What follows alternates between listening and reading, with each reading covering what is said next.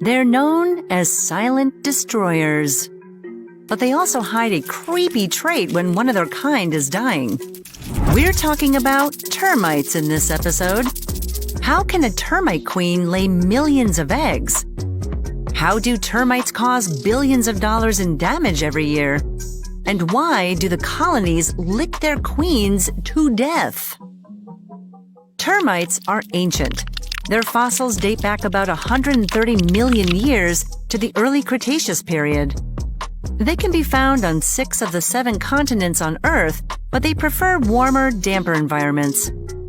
Living in colonies with populations ranging from a few hundred up to the millions. In 2018, a 4,000-year-old supercomplex was discovered in Brazil with approximately 200 million excavated mounds covering an area the size of Great Britain. So it begs the question, how do these colonies get so big? Well, it all comes down to the queen. She's the founding member of a colony. Once she mates, she heads underground to start her life of perpetual egg-laying. And it really is her lifelong job now. She'll continuously lay up to 30,000 eggs per day for 15 years. She's tired. That's 1 every 3 seconds. See, we weren't kidding. To produce that amount of eggs, she needs to be bigger than the rest of the termites in the colony. Starting off as small as a dime, she can grow up to 11 centimeters long. Although this size does come with its share of problems. She's so big and so inundated with eggs that she can't move. So she has a team of workers tending to her every need. This includes licking her body to keep her clean. It gives a whole new meaning to housekeeping. After laying around 250 million eggs and being fawned upon continuously the entire time, her life comes to an end. And the workers aren't done yet.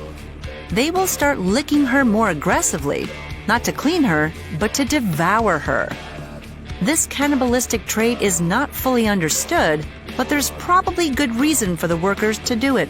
Probably didn't get any overtime. Termite colonies are giant nutrient recycling machines. It's no wonder they don't let the queen's body decay away. As part of the process, the fluids and fats are unceremoniously absorbed out of her body. Some research suggests that since a termite's usual diet is low in nitrogen, eating the queen or their fellow workers could be a good way to get nitrogen back into the colony. Speaking of food, termite colonies can get seriously huge. So what do they eat to keep everything running smoothly?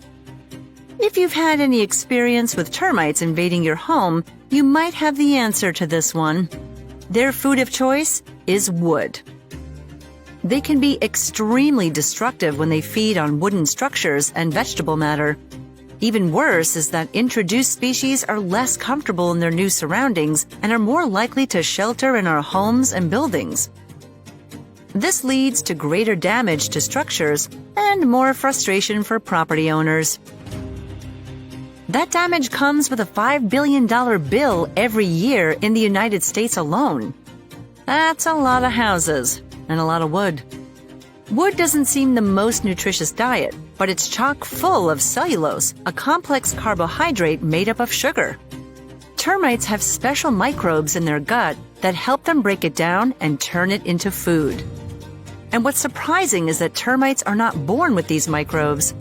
They have to acquire them from others in the colony. And here's the gross part. The microbes can be passed on by anal feeding. Yep, you guessed it. Eating the poo of other termites. Wonderful.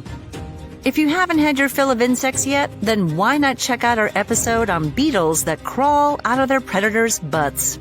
It always comes back to poo here. They lick their queen to death and cause billions of dollars of damage every year. That's what termites do, and that's what makes them crazy creatures.